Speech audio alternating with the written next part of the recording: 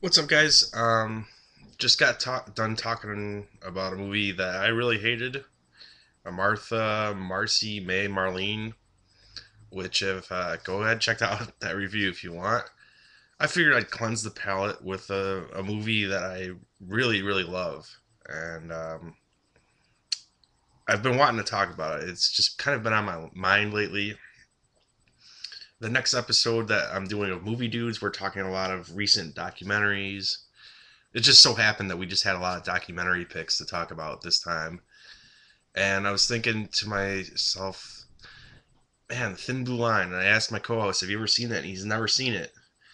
And I was like, I just started thinking about it more and more. I'm like, man, that was such a great movie, great documentary, but just great film altogether.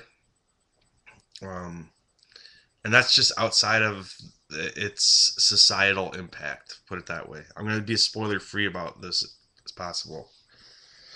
But I was just thinking, I'm like, man, that was a great movie. It's available on Netflix, so you should definitely. I mean, obviously, I'm saying you should watch it, but it's also readily available. You can watch it on Netflix. You could probably watch the whole thing on YouTube if you wanted to.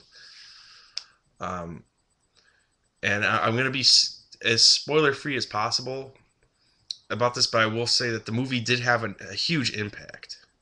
Um, and it has a pretty huge reveal at the ending and pretty amazing final shot.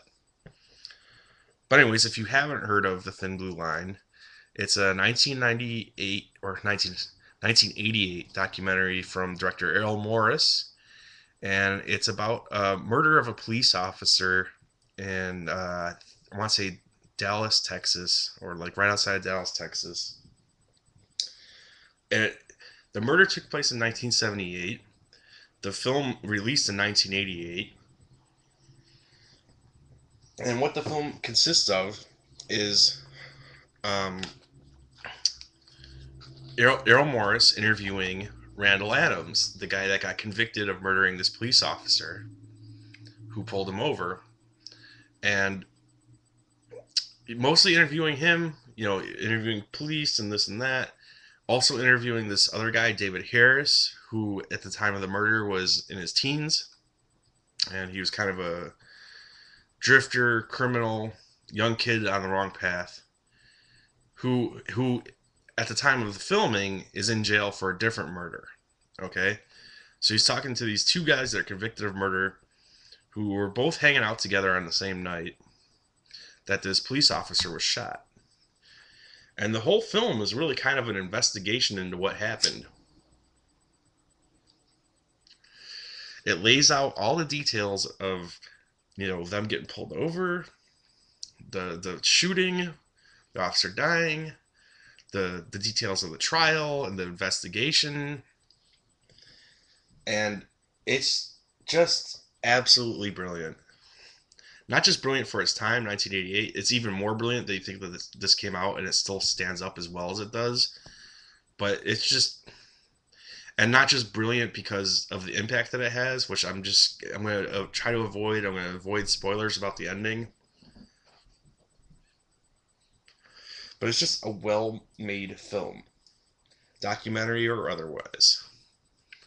Um, the great thing about it, and there's very few films that let you do this, documentary or fictional or otherwise, where it presents you all this evidence, but it never tells you what to think. There's no voiceover. It's all just, here's what happened. We're going to talk to the people and see what they said happened, and it just presents it all to you. And as the movie's going along, basically, this guy, Randall Adams, who got convicted of the murder, he's like this guy who's new to Texas and he just found a job and he makes friends with this young kid who is kind of a criminal on the run. And then one night, something like they were hanging out, and there's differing, Randall Adams says one thing, and this young kid, David Harris, says another thing. But regardless, this day they were hanging out, and late into the night, got pulled over. The car got pulled over. A police officer was shot and killed. And the movie just, it lets the facts speak for itself. It lets its subject, the people, David Harris Adams speaks for himself. It lets the investigators speak for themselves. And it's obvious, I think, to me that Errol Morris has a certain opinion, but he never tells you it. In fact, he never tells you anything. He just edits the footage together in a certain way, and he lets the facts kind of speak for themselves.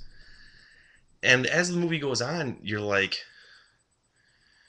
not only did they not have a case against Randall Adams, you're thinking this guy is probably innocent, and you're kind of flabbergasted that they ever even attempted to prosecute him for this murder, except for the fact that it's convenient. Um, that's kind of what I'll say about it. It was more convenient to pin it on the older guy who looked, at the time he was arrested, he had big crazy hair. He looked kind of nuts when he was arrested, versus this younger kid he was hanging out with the same night who's, looks like he's 17 years old, and he was. Okay. I'm trying not to spoil it for you, but I'm just saying, as it goes along, you're just kind of amazed that this guy Randall Adams is in prison, because even let's say he is guilty of killing the police officer, they didn't really have much of a case against him. And this film, it makes a pretty strong case that the justice system is flawed, that the death penalty should not exist because of that, and that eyewitness testimony is incredibly, incredibly, unreliable. Especially, you got to consider the source, because a big part of the eyewitness testimony in this case was the other kid, David Harris. So let's just say he was the one that killed the officer. It would be pretty easy for him to be like, no, I didn't do it, he did it. He's not a very credible eyewitness. But, and, going off on a slight tangent here away from the film, eyewitness testimony is not reliable. It's been proven over and over that people don't remember things very well. They might think someone was wearing a blue shirt, but they're wearing a black shirt. It's not credible at all. And it's easily influenced, so the film makes a strong case for those things, but it never tells you that, oh, the death penalty is wrong or the justice system is flawed. It shows you how those things are flawed, and that's why it's a brilliant film. And on top of that, it had a couple interesting things going for it that were not common at the time. They're probably more common now in documentaries, but even now, not always done as well as it was in The Thin Blue Line. One thing that is unique about it is Errol Morris uses the evidence and the different perspectives, people telling what happened, and not just lets them speak for it. He does reenactments to show you what happened. And you're like, oh, well, big deal. He used reenactments. At the time, that was like unheard of in documentaries. You weren't supposed to do it. It's like you're making a fiction film. It was a big, big fucking no-no. But in the years after The Thin Blue Line, and this is something that The Thin Blue Line influenced. This isn't just something like that. Just everyone just started doing. The Thin Blue Line kind of set the standard for this. Think of America's Most Wanted. That always has reenactments, and that's a nonfiction show. In fact, that's a very popular show for a long time, and it's kind of fucked up that it got canceled because it provided a public service. I think at some point you have to take out the advertisers, and some things are worth keeping around no matter what. And America's Most Wanted is one of those things, but it got canceled. But that's just going on, it just goes to show that the film had a huge influence. But at the time, reenactments were not done in documentaries. And I actually saw one thing where they said, oh, it won Best Documentary and this and that. It did not. It was actually excluded from the Oscars because of the reenactments, because that was so unorthodox and just unheard of for a documentary. But look at they do this with every documentary now. It's like, look at Man on Wire, that won best Oscar for best documentary. It had a bunch of reenactments in it, and it's just extremely common now for things to show reenactments. But at the time of The Thin Blue Line, it was unheard of, and that set the standard for it.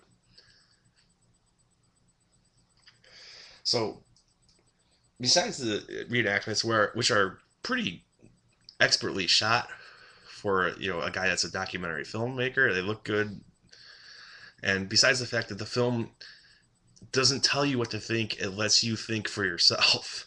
Those are two huge things. You don't get that even now in films a lot. But well, you get the reenactments, but another great thing about the film, and this is something you don't get in documentaries a lot now, is it had an incredible score by Philip Glass, who I can't think of a lot of movies he's done, but one that he did was The Truman Show, and I always loved the music from The Truman Show. The music in The Thin Blue Line is indispensable. It's just a very amazing 80s score for a film, but it's just like this music that draws you into the story and gets you even more invested into it, and it's almost at a point like hypnotic or mesmerizing. It's just like this. I would try to do the music for you, but I will resist. But look up some of the music for The Thin Blue Line. You're just gonna be like, wow, this would be great music for a drama, but this is you got this great composer Philip Glass doing music for a documentary, and he scored the film so fucking well. It really makes the film that more powerful. Um, and then I'm gonna you know kind of end it soon here, but one thing I will say without spoilers is the ending, the final shot is incredible. It's an incredible reveal. It's an incredible piece of work by Errol Morris. And it's basically just a conversation, but it is technically one shot. And then the movie just ends, and you're like, God damn! Like you're infuriated, you're pumped up, you're like, on the one hand, I just saw an amazing film. On the other hand, you're just like pissed at the world and at our justice system. Just it has one hell of a final shot and one hell of an ending. Um, and like I said, I just watched this all again, and it was second time still just as good to me. Like it was just as good. Like I knew what was going to happen, but it was still just like wow.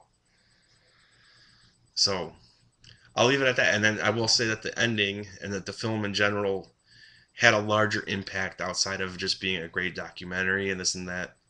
I won't spoil it for you if you don't know anything about the film, but I will say that if you haven't seen The Thin Blue Line and you don't know anything about it, don't read anything about it. You know, what I've told you is enough. Just go and watch the film. It's on Netflix. Like I said, it's probably on YouTube. Just watch it. Don't find out anything more about it.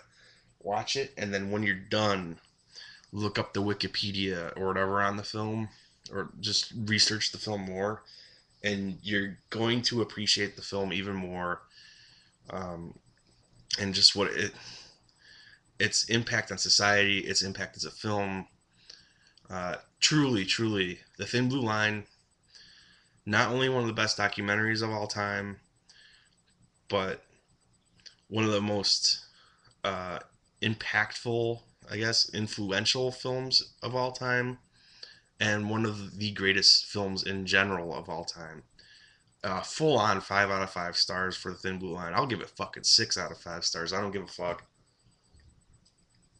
You absolutely must see The Thin Blue Line, even if you're not a fan of documentaries. This is a movie that might make you go, okay, documentaries could be as good as films. Because sometimes they are. Sometimes they're better than regular films. And I think this is one of those cases. This film is above and beyond most other shit that's put out there, and it's important, and it's great. So that's my thoughts on The Thin Blue Line. Really, if you haven't seen it, I don't care who you are, what your tastes are in films, you need to see The Thin Blue Line right away. It's readily available. You have no excuse. Um, that's it. If you have seen it, let me know your thoughts. And if I kind of inspire you to go see it, I'd love to hear your thoughts after seeing the film, like what you thought about it. I really want to hear what people thought of The Thin Blue Line. It's one of my absolute favorites. I just fucking adore and love this movie. One of the top 10 films of all time. I'll go that far. Anyways, thanks for watching, guys, and Can't wait to hear feedback on this.